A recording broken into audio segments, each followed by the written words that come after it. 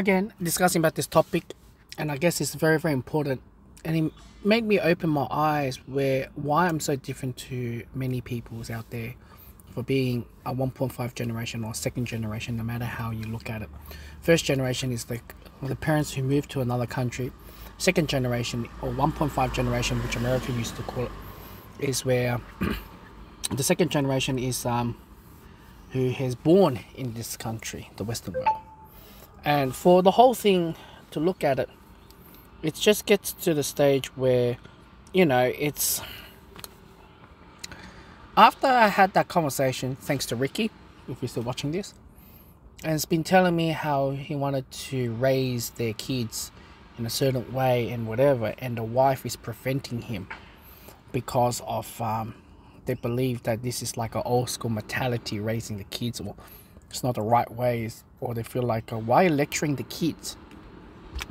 For me to look back at it and look at the whole thing, it's like if you're raising a kids where the mother, how they're raising, lovey-dovey, emotional, and that's how the society where the kids goes to, high, their entire life is going through education, institution, and become where they are today.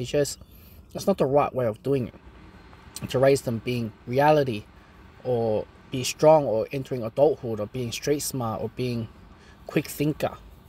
Instead, they're having adult body with a child's mind. And when you have like that, it brings a very weak next generation. And it's also including with the lost generation, where even though they should be placed on boundaries, and I understand in the Western world, a man has no much rights, where the wife, there is like a lot of like a power trip, power struggle, lots of lecturing, and a man is like trying not to avoid to step on eggshells, and just avoid fight or arguments, or if unnecessary or little problems. And when you have like that, and trying to raise a kid in a certain way, and you get lectured by the wives, and this continue, it's like continuity of failure on raising a child, where it's going to be like a next burden where the child cannot get into adulthood. Not only just that, but like entering or establish the brain and the reality of being adult, instead of saying, oh, I've turned 18 or 21, I'm adult now. Where Chinese culture, you only turn adulthood when you get married. And I absolutely agreed with the Chinese model. But when you have many of the 1.5 generation or second generation or the next generation, and not having like, obviously parents being absent, where parents has been like often working, mum and dad's working all the time, kids are being raised, and as well you got social media is teaching kids at the same time.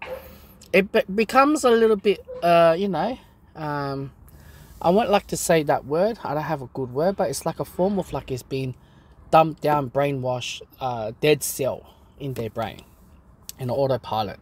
And having this short 6-second clips, and they're just flicking one by one, they destroy their attention span, where they can't even focus. If, for example, if you take them to university, where it's like 1.5 tutorial and can be 2 to 3 hours lectures, and they can't pay attention writing notes down. And now this generation is like it becomes very, very difficult. What's it going to be like when they're entering the workforce? And not only just that, when the kid doesn't have maturity of their brain to entering adulthood, or whatever the word to be reality, it becomes a generational problem, where mum and dad is scratching their head to raise this child with no choice, and for the rest of her life he cannot grow because he's scared, and he thinks he hasn't built the skills. And mum and dad is frustrating to build their retirement, or many of them feel like embarrassed, and probably divorce is the way to go to secure the wealth. And it can be sort of everything.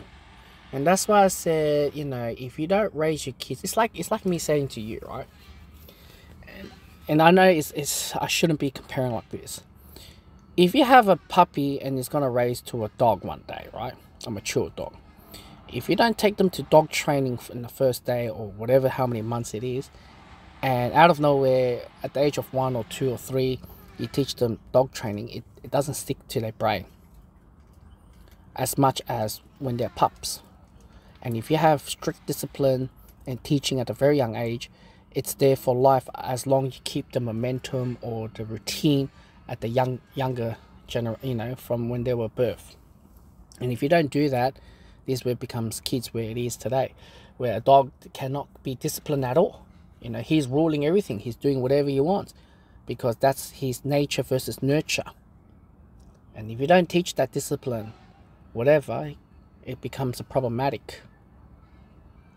And it's same with kids, but kids is a lot more long-term investment because we grow year by year, day by day, to turn to adulthood, whatever you name it. And that's why I said it's very, very difficult. And when you have an absent father, especially, to discipline the kid, it will be a generational problematic that he cannot sleep properly when he retired or go to aged care, or the child is most likely will stay to them 30 years old, 35 or 40 years old. When is he going to click? You don't know when. Having daughters, alright, because they can have boyfriends, they can have husbands, and they can raise them up. Is very, it has a strong momentum. Boys is very difficult. And I feel bad. For myself, I'm part of the statistics. I'm separated from my baby mama. And knowing that my daughter, it's good. At least she has a future with with everything up there. But that's the video.